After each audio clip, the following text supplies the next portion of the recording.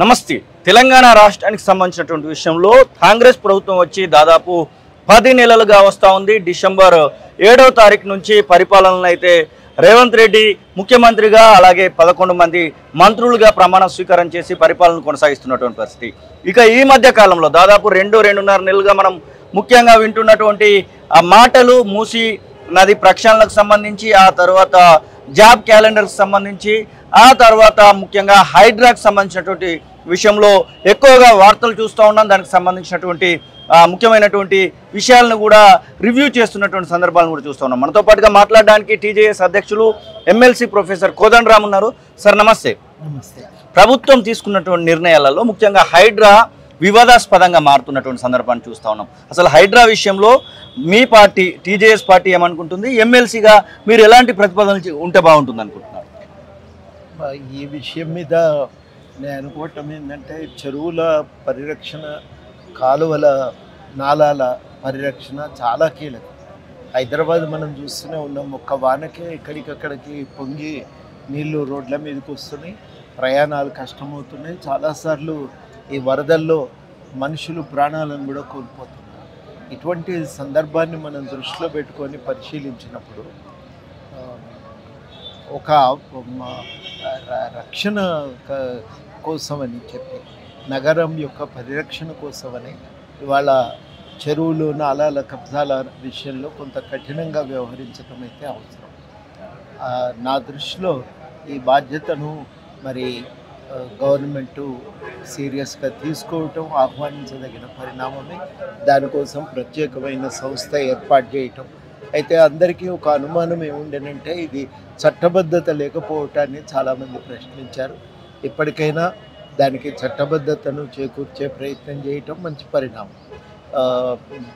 మొన్న క్యాబినెట్లో తీసుకున్న నిర్ణయం ప్రకారం చట్టబద్ధంగానే అధికారాలు కల్పించాలని ఒక నిర్ణయం తీసుకున్నారు.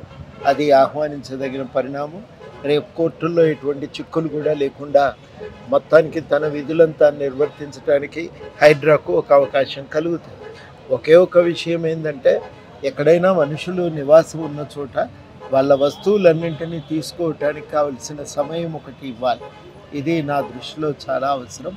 అది మినహాయించి మిగతా విషయాల్లో అక్కడ పెద్ద ఆక్షేపణీయం అంటే ఏకాఏకిన వచ్చి దాదాపుగా అక్కడ ఉన్నటువంటి నివాసాలను అలాగే ఏదో చిన్న చిన్న గుహాలుగా చేసుకొని అక్కడ సరుకులను పెట్టుకుంటున్నటువంటి గోదాములను కూడా కూల్చివేస్తున్నారు. ఆ విషయంలో వీడియోలు కూడా వైరల్ అవుతా ఉన్నాయి. ఆ వీడియోలు మీరు కూడా చూసి ఉండొచ్చు. అసలు ఇది కనీసం మానవ హక్కులకు విరుద్ధంగా ఉన్నటువంటి మాటను కొంతమంది మాట్లాడుతూ ఉన్నారు. అది ప్రతిపక్ష పార్టీలు కూడా అదే మాట్లాడుతూ ఉన్నాయి. ఈ విషయంలో ఎట్లాంటి చర్యలు తీసుకుంటే బాగుంటుంది? ఇప్పుడు చాలా వరకు అయితే జరిగినవి మనుషులు లేని కట్టడంలో ఉన్న నిర్మాణాల కూల్చివేతనే మనం చూస్తున్నాం. అక్కడో ఇక్కడో కొన్ని నివాసం ఉంటున్న గృహాల కూల్చివేత కూడా మనం గమనిస్తున్నాం. తక్కువ అవి కొంచెం. అయితే అటువంటి సందర్భాల్లో అవకాశం ఇస్తామని అంటున్నారు ఖాళీ చేసుకోవటానికి, కానీ సమయం సరిపోతున్నట్టు లేదు.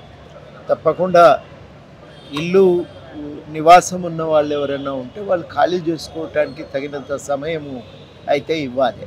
ఆ సమయం ఇచ్చి ఖాళీ చేసుకోవటానికి వాళ్ళకు కావలసిన అవకాశాన్ని కల్పించి అప్పుడు కూల్చివేయటం అనేది సమంజసంగా ఉంటుంది. అది మానవతా దృక్పథం రీత్యా ఈ జాగ్రత్తలు పాటించవలసిన అవసరం అయితే ఉంటుంది. డబుల్ బెడ్రూమ్ ప్రతిపాదన ఒకటి తీసుకొస్తా ఉన్నారు. కానీ మూసి ప్రక్షాళనకు సంబంధించినటువంటి విషయంలో మూసి చుట్టుపక్కల దాదాపు 12,000 పైన ఇప్పటికే అక్రమ కట్టడాలు ఉన్నాయి. అది FTL పరిధిలోనే ఉన్నాయనేటువంటి మాటను ఇప్పటికే చెప్తా ఉన్నారు. కానీ వారు ఎట్టి పరిస్థితుల్లో కూడా మేము ఇక్కడికి వెళ్ళి కదలము, చచ్చినా బతికిన ఇక్కడే ఉంటామనేటువంటి మాటలు కూడా మాట్లాడుతూ ఉన్నారు. రేపో మాపో ఆ కూల్చివేతలను కూడా ప్రభుత్వం ప్రారంభించబోతా ఉంది. అసలు మూసి విషయంలో మాట్లాడాలనుకుంటే, మూసి ఎక్కడైనా పేద ప్రజల నివాసం ఉన్నప్పుడు ఇంకొంత జాగ్రత్తగా ఉండాలి. ప్రత్యామ్నాయం చూపించకుండా ఎవరిని ఖాళీ చేయొచ్చు. అక్కడేమో సుఖంగా ఉంటుంది అని ఎవరు ఉంటలేరాడ. విపరీతంగా దోమలు, పురుగు వాసన, జీవించటం చాలా కష్టమే. కానీ ఒక ప్రత్యామ్నాయాన్ని ప్రభుత్వం చూపించి వారిని అక్కడ పొందుబాటు చేసినాక ఖాళీ కూర్చాలి. ఆ మాటే ఇవ్వాలి. మరి నేను పత్రికలో చదివిన దాని ప్రకారం అయితే ప్రత్యామ్నాయ ఏర్పాట్లు చేసేదాకా ఎవరిని తొలగించమనే హామీ ప్రభుత్వం ఇవాళ ఇచ్చింది, అధికారులు ఇవాళ ఇచ్చిండ్రు. కాబట్టి సమస్య ఉండదేమో. అటువంటివి ఏమన్నా ఉన్నా కానీ మీరు చెప్పిన విధంగా కొంత ప్రత్యామ్నాయ ఏర్పాట్లు చూయించిన దాకా వాళ్ళ ఇళ్ళ జోలికి పోవద్దని నేను కూడా అభ్యర్థిస్తాను. హైడ్రాకి సంబంధించి ఇలా ఉంటే ఇంకా రైతు రుణమాఫీకి సంబంధించినటువంటి విషయంలో చాలా వరకు రుణమాఫీ జరగలేదనేటువంటి వార్తలు వింటూ ఉన్నాము. ముఖ్యంగా రేషన్ కార్డు కొర్రీ పెట్టి చాలా వరకు ఆపేశారనేటువంటి మాటలు వింటూ ఉన్నాం. మీకు కూడా మీరు మంచిర్యాల లేకపోతే ఖమ్మము, భద్రాచలము, ఇట్లా వరంగల్ ఇలాంటి ప్రాంతాలకు పోయినప్పుడు మీకు కూడా ప్రతిపాదనలు ఇచ్చి ఉండొచ్చు రైతు సంఘాల నేతలు లేకపోతే రైతులు, వివిధ సంఘాలకు సంబంధించినటువంటి వాళ్ళు. ఆ విషయంలో మాట్లాడాలనుకుంటారు రైతు రుణమాఫీ విషయంలో 60% దాకా రుణమాఫీ అయినట్టుంది. ఓకే, ఇక మిగిలిన వాళ్ళ విషయంలో రుణమాఫీ పెండింగ్లో ఉండటానికి ఒక కారణం ఏంటంటే పోయిన ప్రభుత్వము దాదాపు వాళ్ళ పరిపాలన చేసిన 10 ఏళ్ల పాటు రేషన్ కార్డు ఇవ్వలే. ఆ ఇవ్వకపోవటమే చాలా అనర్థదాయకమైంది. అది ఒక సమస్య. ఇక రెండవది సమస్య ఏంటంటే కొంతమందికి 2 లక్షలు దాటింది. వాళ్ళ విషయంలో ఏం జాగ్రత్తలు తీసుకోవాలి? 3 కొన్ని ఈ 2 జాగ్రత్తలు తీసుకుంటే నేను అనుకోవటం దాదాపు మిగతా మొత్తం అందరికీ కూడా వాళ్లకు రుణమాఫీ పూర్తి చేయడానికి అవకాశం ఉంది. ఇవాళ ప్రభుత్వానికి ఉండే ఒక పెద్ద సమస్య ఏంటంటే ఖజానా ఖాళీ 5-6 లక్షల కోట్ల దాకా ఇవాళ అప్పుల పాలై ఉన్నటువంటి సందర్భం కాబట్టి చాలా వరకు అది కట్టాలన్నా కానీ ప్రభుత్వానికి కూడా భారమే కదా. భారం అవుతున్న సమయాన్ని కొంత జాగ్రత్తగా ఇవాళ మరి ప్రభుత్వము నిధులు సమకూర్చుకోవాల్సి ఉంటుంది. ఇంత కష్టకాలంలో కూడా నిధులు సమకూర్చి మరి ఇంతమందికి రుణమాఫీ చేయటం చాలా గొప్ప విషయమే. ఇప్పటి వరకు ప్రభుత్వాలు మనకు రుణమాఫీ చెప్పిండ్రు కానీ చేయలేదు.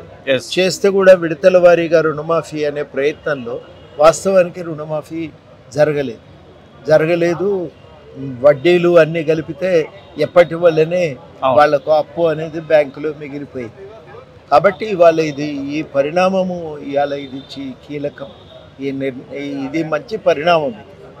అయితే ఈ నిధుల లేమి వల్ల కూడా కొన్ని ఇబ్బందులు ప్రభుత్వం ఎదుర్కొంటుంది. ఇప్పటికీ ఇన్ని సమస్యల నడుమ కూడా నిధులు సమకూర్చుకొని మిగిలిన మొత్తం రుణమాఫీకి కూడా వాళ్ళు పూనుకుందామని నిర్ణయించటం సంతోషదాయకం. ఆ నిర్ణయం కూడా వీలైనంత తొందరగా అమలవుతుందని చెప్పి ఆశిద్దాం. ఏదైనా లేఖ రాయబోతా ఉన్నారా లేకపోతే డైరెక్ట్గా ముఖ్యమంత్రిని కలిసేటువంటి అపాయింట్మెంట్ ఏమైనా కోరబోతా ఉన్నారా? ముఖ్యంగా హైడ్రాకి సంబంధించి సూచనలు అలాగే ఈ రుణమాఫీకి సంబంధించినటువంటి విషయంలో ఇంకా చాలా వరకు మీ దగ్గరికి ప్రతిపాదనలు తీసుకొని వస్తూ ఉన్నారు. మేము తొలి వెలుగు అక్కడికి వచ్చినప్పుడు మీ ఇంటి దగ్గర కానివ్వండి, ఇటు ఆఫీస్లో కానివ్వండి, మీరు ఎక్కడికి పోయినా కానీ ప్రతిపాదనలు అయితే లేఖలు మీ దగ్గరికి వస్తూనే ఉన్నాయి. ఆ లేఖల విషయంలో మీ యొక్క సూచనలు సలహాలు ముఖ్యమంత్రికి అలాగే ప్రభుత్వానికి ఇవ్వడానికి ఏమన్నా? చాలా వరకు ఈ ప్రతిపాదనలు ఆఫీసర్ల స్థాయిలో అయిపోతున్నాయి. ఓకే, కొన్నింటి విషయంలో పాలసీ నిర్ణయం తీసుకోవాల్సి ఉంటుంది కాబట్టి వాటి కోసము మరి మంత్రులను కలవవలసి ఉంటుంది. అట్లాంటివన్నీ కూడా పూర్తి అవుతున్నాయి. ముఖ్యమంత్రి గారినే కలవాలనుకున్న చోట కొంత తాత్సర్యం జరుగుతున్నది. ఆయన పని ఒత్తిళ్ళు ఉన్నాయి కాబట్టి మనం అనుకున్నప్పుడే వెంటనే కలవకపోవచ్చు కూడా. అవి తప్ప మిగతావన్నీ కూడా బాగానే సమస్యలన్నింటినీ రిప్రజెంట్ చేస్తున్నాం, పరిష్కారానికి ప్రయత్నం చేస్తున్నాం, ఇబ్బంది లేకుండా. ఒక ఉత్తరం రాయవలసినటువంటి అవసరం ఏమి వస్తలేదు. మేము మామూలుగా ఏ పిటిషన్ అయినా ఒక ఉత్తరం రాసి వాళ్ళు ఇచ్చిన పిటిషన్కు ఉత్తరం జోడించి సబ్మిట్ చేస్తుంటాం కాబట్టి అట్లాంటివి జరుగుతూనే ఉంటాయి. అవి ఇబ్బంది లేదు. ఒక సౌకర్యం ఏంటంటే ఈ గవర్నమెంట్ వచ్చినాక ఏ సమస్య అయినా అధికారులకు చెప్తే కానప్పుడు మంత్రుల దగ్గరికి వెళ్తే ఒక పరిష్కారం అయితే దొరుకుతుంది. అది సంతోషంగా ఉంది. వచ్చిన వాళ్ళు కూడా సంతృప్తి పడుతున్నారు. అరే మమ్మల్ని మంత్రుల దాకా తీసుకుపోయినారు, కల్పించారు, వాళ్ళతో మాట్లాడించారు అనేది వాళ్ళు కూడా సంతోషపడుతున్నారు. ఏదున్నా కానీ మాకు కొంత ఒత్తిడి పెరిగినా కానీ మొత్తానికి ప్రజలకు మాత్రము ఏదో మా సమస్యకు పరిష్కారం ఉంటుంది, దొరుకుతుంది. ఏదన్నా చెప్తే వాళ్ళు పోయి మాట్లాడతారు, మాకు పని చేసి పెడతారు అనే ఒక నమ్మకం ఉంది. ఆ నమ్మకం నాకు చాలా తృప్తినిచ్చింది. దాన్ని ప్రకారమే మేము చాలా విషయాల్లో దృష్టి పెడుతున్నాం, ప్రయత్నాలు చేస్తున్నాం, పరిష్కారానికి ప్రయత్నం. సార్, చివరగా ఇంకా 6 మంత్రి పదవులు ఖాళీకి కనబడతా ఉన్నాయి, నామినేటెడ్ పోస్టులు కూడా ఖాళీకి కనబడతా ఉన్నాయి. ప్రభుత్వం వచ్చి దాదాపు సంవత్సరం దగ్గరికి వస్తూ ఉంది. ఇంకా హోమ్ మినిస్టర్ లేడు, కనీసం ఎడ్యుకేషన్ మినిస్టర్ లేడు. చాలా వరకు అన్ని ముఖ్యమంత్రి దగ్గరే ఉండడం వలన ఇబ్బందుల పాలవుతుంది ప్రభుత్వం అనేటువంటి మాటలు వినబడుతూ ఉన్నాయి. ముఖ్యంగా లా అండ్ ఆర్డర్ పూర్తిగా గాడి తప్పింది అనేటువంటి మాటను ప్రతిపక్షాలు కొన్ని ఎవిడెన్సెస్ చూపిస్తూ చెప్తా ఉన్నాయి. హత్యలకు సంబంధించి, అత్యాచారాలకు సంబంధించి వివిధ అంశాల విషయంలో. అసలు ఈ మంత్రివర్గ విస్తరణ విషయంలో ఎందుకు తాత్సారం జరుగుతుంది అనుకోవచ్చు? చేస్తారు కదా, వాళ్ళు రేపో చేసుకుంటారు. ఎందుకంటే ఒక్కొక్క పని మీద ఒక్కొక్క సమయంలో దృష్టి పెడుతున్నారు కాబట్టి బహుశా ఆ కారణం చేతే మంత్రివర్గ విస్తరణ ఆలస్యం అవుతున్నట్టుంది. నేను కూడా ఇప్పుడు వివరాల్లోకి పోయి ఎంక్వైరీ చేసే ప్రయత్నం చేయలేదు. పనులు అవుతలేవు కదా అనే ఉద్దేశంతోనే పట్టించుకుంటలే. బహుశా ఇప్పుడు ఈ నమ్మకాలు ఉంటాయి ఒక్కోసారి, ఏదున్నా కానీ ఇప్పుడు భవిష్యత్తు చేస్తారేమో ఈ మధ్యలో. ఇప్పుడు ఎడ్యుకేషన్ మినిస్టర్ కోదండరామ్ కోసమే ఆపి ఉంది అనే అటువంటి వాదనలు బాగా వినబడతా ఉన్నాయి. ఢిల్లీ అధిష్టానం కూడా ఈ విషయంలో సుముఖంగా ఉందనేటువంటి మాటలు వినబడతా ఉన్నాయి. ఏమన్నా సూచనలు ఉన్నాయా మీకు? అలాంటి ఇస్తే తీసుకోవడానికి రెడీగా ఉన్నారా? ఏం లేవు, ఏమన్నా ఉంటే వార్తల్లో మీరు చూస్తారు, నేను కూడా చూస్తాను. Okay sir, thank you sir, thank you so much. Yes, ఇది ప్రొఫెసర్ కోదండరామ్ సార్ చెప్తున్న మాటలు. ఖచ్చితంగా తెలంగాణ రాష్ట్రానికి సంబంధించినటువంటి విషయంలో ప్రభుత్వం పరిపాలనలోకి వచ్చిన తర్వాత అన్ని రకాలైనటువంటి విషయాలలో కూడా ముందుకు దూసుకెళ్తుందనేటువంటి మాటను చెప్తూనే కొన్ని తప్పులు జరుగుతూ ఉన్నాయి. కొన్ని విషయాలలో మార్పులు చేయాల్సినటువంటి సూచనలను కూడా వారు చేస్తున్నటువంటి పరిస్థితి. కెమెరా పర్సన్ అజర్తో కలిసి శ్రీనివాస్, తొలి వెలుగు, హైదరాబాద్. అసలైన తొలి వెలుగు. ఫాలో వాట్సాప్ @తొలి వెలుగు official.